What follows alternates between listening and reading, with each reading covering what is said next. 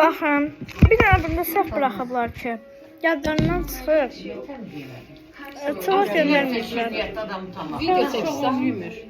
Vallahi sizə görə sifariş elədim mən. Ağız tamlarına uyğun deyil. Ben çekilsin. Demek şirşi ve şişim yedi tutardım. Hiç kalmadı. Yedim qurtardım, baxın. Burada zamanlar çekiyorsunuz. Böyle bulamalar. Bunlar gereğiyle. Onlar boşkalları çekiyor.